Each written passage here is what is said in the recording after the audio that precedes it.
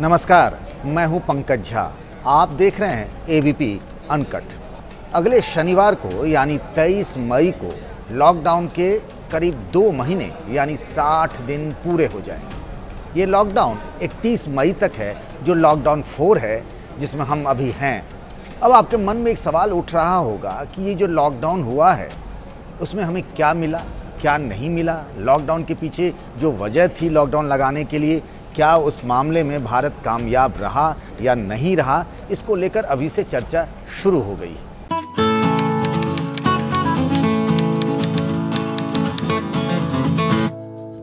आप सब इस बात को जानते हैं कि लॉकडाउन 1 यानी पहली बार जब लॉकडाउन लगा था, ये बात 25 मार्च की है। उस वक्त देश में करीब कोरोना से 10 मौतें हो चुकी थी, 557 कोरोना के केस आ चुके थे। 30 जनवरी को पहला कोरोना का मामला आया था और उसके बाद से अब जो ये करीब 2 महीने का सफ़र है, हालात बहुत बदल गए हैं। अब जैसे ताज़ा आंकड़े को ही ले लें तो अभी कोरोना मरीजों की संख्या, हम पहले ये आंकड़े आपको बताकर हम समझाना चाहते हैं कि आज हम कोरोना के मामले में किस मोड़ पर खड़े हैं। खतरा अभी भी कितना बना हुआ है और क्यों बना हुआ है, और लॉकडाउन से हमें जो उम्मीदें थी, जिसका फ़ायदा हमें मिल सकता था, कोरोना के संक्रमण को, उसके वायरस के संक्रमण को हम रोक सकते थे, वैसा हो नहीं पाया है। हालांकि भारत सरकार के तमाम दावे कुछ अलग ज़रूर हैं। करीब 1,70,000 के करीब कोरोना के मामले हैं जब मैं आपसे ये बात कर रहा हूँ, जिसमें 62,000 एक्टिव केसेज हैं। करीब 3500 मौतें हो चुकी हैं और 43,000 लोग डिस्चार्ज हो चुके हैं, यानी वो जो ठीक होकर अपने घर लौट चुके हैं। 25 मार्च को लॉकडाउन 1 हुआ था और तब से अब तक के सफ़र में भारत का जो दावा ये है कि हमारे यहाँ रिकवरी रेट दूसरे देशों के मुकाबले अच्छी है। हमारे यहाँ डेथ रेट भी कम है, यानी 1 लाख केस के मुकाबले हमारे यहाँ जो मरने वालों की संख्या है वो बहुत कम है। ये सब हम बातें बाद में करेंगे, उससे पहले हम प्रधानमंत्री नरेंद्र मोदी की बात कर लेते हैं। तारीख भी हम आपको याद दिला दें, जिस दिन लॉकडाउन 1 पहली बार शुरू हुआ था, यानी 25 मार्च को प्रधानमंत्री नरेंद्र मोदी ने वाराणसी के लोगों से, जो उनके अपने लोग हैं, मैं अपने इसीलिए कह रहा हूँ कि वहाँ से वो दूसरी बार MP चुने गए हैं, लोकसभा के सांसद चुने गए। 25 मार्च को उन्होंने बनारस के लोगों से कहा था कि महाभारत का जो युद्ध है वो 18 दिनों तक चला, और उन्होंने दावा किया था, वादा भी किया था कि 21 दिनों में कोरोना के खिलाफ जो लड़ाई है वो भारत जीत लेगा।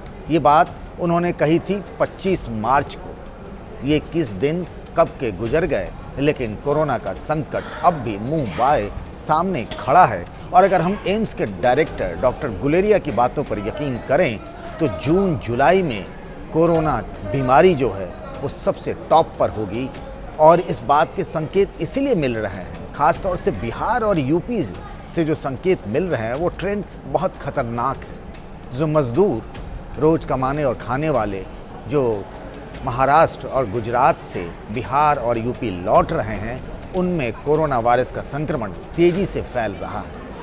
एक वक्त था जब ये बड़े शहरों की बात होती थी, मुंबई हो, अहमदाबाद हो, इंदौर हो, भोपाल हो, दिल्ली, नोएडा, इन सब शहरों से इस तरह के केसेज आ रहे थे कोरोना की। लेकिन अब ये गांव-गांव तक फैलता जा रहा है।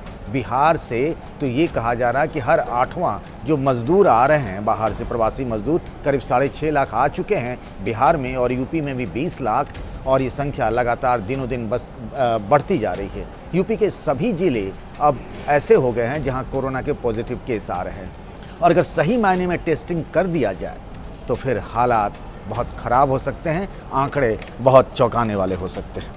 मैं आपको एक बात बता रहा हूँ, हमने बात कर ली 25 मार्च को जो प्रधानमंत्री नरेंद्र मोदी ने कहा था, और वैसा कुछ सपना जो उन्होंने कहा था वो सपना ही रहा, ऐसा कुछ पूरा नहीं हो पाया। ये जो दावे किया जा रहा है केंद्रीय स्वास्थ्य मंत्रालय की तरफ से, Indian council of medical research की तरफ से, कि रिकवरी रेट, यानी जितने लोग बीमार होते हैं और फिर ठीक हो जाते हैं उसको हम रिकवरी रेट कहते हैं, वो कहा जा रहा कि 7.1% था लॉकडाउन 1 में, लॉकडाउन 2 में वो 11.42 हो गया, और अब जाकर के वो करीब 40 के आसपास यानी 40% लोग जो हैं वो ठीक हो जा रहे हैं। ये आंकड़ों की जुबानी है, लेकिन खतरा कितना सर पर है वो आप देखिए। एक और बात जो मैं बार बार कह रहा हूँ कि जब लॉकडाउन का ऐलान किया गया था तब सरकार ने जो सोचा था कि जिस हिसाब से लॉकडाउन के नियमों का पालन कराया जाएगा वैसा कुछ हुआ नहीं। सरकार ने इसे लॉ एंड ऑर्डर की तरफ समझ लिया कि लोगों को मजबूर कर दिया जाए कि वो अपने घर में रहें, बाहर ना निकलें, लोगों से मिले जुले नहीं, और बस हमको कोरोना वायरस के संक्रमण को हम रोक लेंगे, और ऐसा हुआ नहीं। सरकार ने इसको पब्लिक हेल्थ से जोड़कर नहीं देखा, और यही सबसे बड़ी चूक हो गई सरकार से। दूसरी बात, राज्य सरकार और केंद्र सरकारों के बीच में समन्वय का बड़ा घोर बहुत कमी रही, और इसकी वजह से भी ये संकट गहराया है।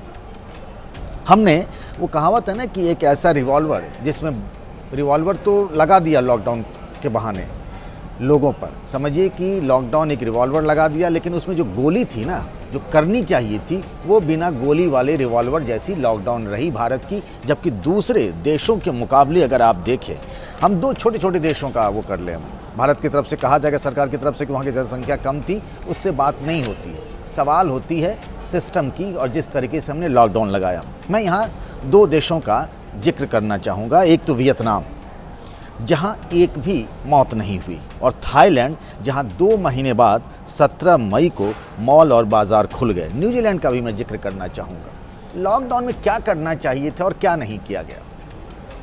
अगर कोरोना वायरस के, एक तो पहली बात यह है कि जब लॉकडाउन का पहली बार ऐलान किया गया, उससे पहले भारत सतर्क नहीं था।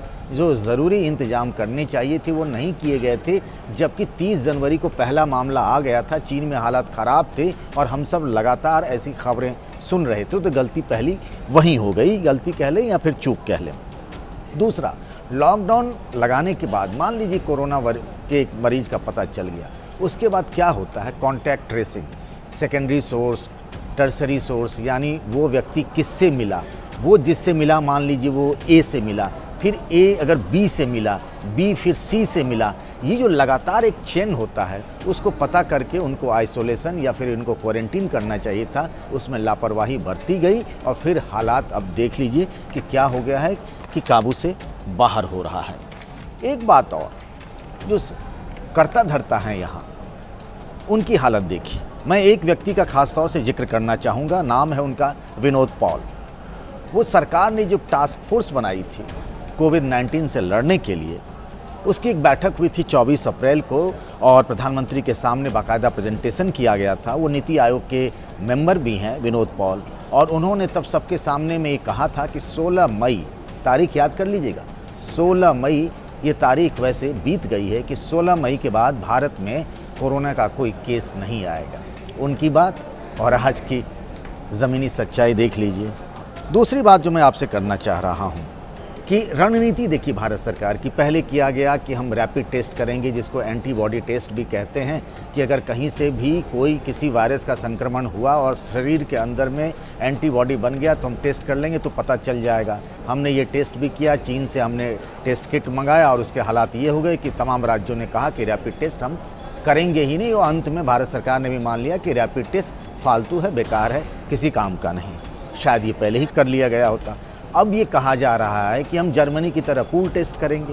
ये बात अब क्यों कही जा रही है? शुरुआत में ही हमारी रणनीति क्यों नहीं इस तरह की रही, जब हमारी जनसंख्या 130 करोड़ की है, और हम उस वक्त ही पूल टेस्टिंग की शुरुआत कर लिए होते। लेकिन याद आई है तब, जब बहुत कुछ हम गंवा चुके हैं। मैं ये सब चर्चा क्यों कर रहा हूँ? आपके मन में एक सवाल उठ रहा होगा ना कि लॉकडाउन 4 में हम आ गए हैं, कहीं लॉकडाउन 5 भी तो नहीं होने वाला है। इतने दिनों से जब आपकी ज़िंदगी बदल गई है, आप अपने घरों में कैद रहे, अर्थव्यवस्था बिल्कुल ध्वस्त हो गई, चौपट हो गई है, हर चौथा हिंदुस्तानी आज बेरोजगार हो गया है। करोड़ों लोग जो माइग्रेंट लेबर, जिनकी हम रोज़ तस्वीरें और वीडियो देख रहे हैं, उनकी हालत देखिए। पिछले 1 हफ्ते में करीब 150 मजदूर तो सड़क पर और रेलवे के पटरी पर उनकी मौत हो चुकी है दुर्घटनाओं में। और रोज़ मजदूर सैकड़ों हज़ारों किलोमीटर पैदल ही सफ़र करके, रिक्शे से, ठेले से अपने घर गांव पहुंच रहे हैं। सरकार ने इनके बारे में अनुमान ही नहीं लगा पाई कि जब हम ये करेंगे, जब 20% शहरों में जो आबादी है वो स्लम में रहती है, मलिन बस्तियों में रहती है, और अब सोचिए कि आपने लॉकडाउन कर दिया और उनका क्या होगा इसके बारे में सरकार ने रत्ती भर भी नहीं सोचा। अगर ये सोचा होता तो शायद ये नौबत नहीं होती जो आज वो मज़दूर गांव-गांव जा रहे हैं, जिसके बारे में यूपी के एक कैबिनेट मंत्री ने कहा भी है कि इस तरह के जो प्रवासी मज़दूर लौट रहे हैं वो कोरोना बम हैं, मौत के सौदागर हैं। हफ्ते भर पहले जब उन्होंने ये बात कही तो लोगों ने बड़ा विरोध किया था, सरकार के लोगों ने भी उनकी आलोचना की थी, लेकिन आज वो बात सच साबित हो रही है। तो कहाँ कहाँ चूक हुई वो आपने देखा। अब ये कहा जा रहा है एक दूसरी बड़ी वजह कि लोग कह रहे हैं कि भारत में जो है वो रिकवरी रेट अच्छी है, डबल जो है वो लगातार बढ़ रही है, करीब 30 दिन के में डबलिंग होने लगी, जितने केस हो रहे थे उससे दोगुना होने में। लेकिन ये नहीं बताया जा रहा है कि हमारे यहाँ टेस्टिंग कितना कम है। अब 10 लाख की आबादी को अगर एक पैमाना मान लें तो अमेरिका में 30,000, इटली में 43,000, ब्रिटेन में यानी इंग्लैंड में 30,000 और भारत में कितने? यकीन नहीं कर पाएंगे, 1,500, जबकि दूसरा महीना होने को आया है और ये टेस्टिंग है। अब ये कहा जाता है कि भारत में दूसरे देशों के मुकाबले यहाँ 1 लाख केस हो गए हैं यहाँ पर, तो कोरोना के मरीज़ बहुत कम हैं। ये संख्या एक आधा सच है। अस्वस्थामा हतो नरो व कुंजरो की तरह आपको पूरी बात नहीं बताई जाती है, क्योंकि यहाँ टेस्ट ही कम हो रहे हैं। जहाँ ज़्यादा टेस्ट हो रहे हैं वहाँ ज़्यादा मरीज़ होंगे। अब जब टेस्ट ही नहीं होंगे तो मरीजों का पता कैसे चलेगा? तो अब जब हम चौथे लॉकडाउन में हैं, लॉकडाउन 4, और जब 2 महीना करीब होने को आया है, अर्थव्यवस्था हमारी बदहाल हो चुकी है, आखिर ये सोचना पड़ेगा कि हमने कहाँ कहाँ चूक की। और अगर कोई गलती होती है तो साफ गोई से उसे स्वीकार कर लिया जाता है, लेकिन काश हमारे यहाँ ये हुआ होता तो आज कोरोना को लेकर ये नौबत नहीं होती। इसीलिए कई स्तरों पर लॉकडाउन होने के बावजूद भी जिसका फ़ायदा हमें मिलना चाहिए था वो आज हम लॉकडाउन 4 में आ गए हैं, इसके बावजूद भी हमें वो फ़ायदा नहीं मिल पाया और हम कोरोना के संक्रमण को रोकने में फेल रहे। एबीपी न्यूज़ आपको रखे आगे।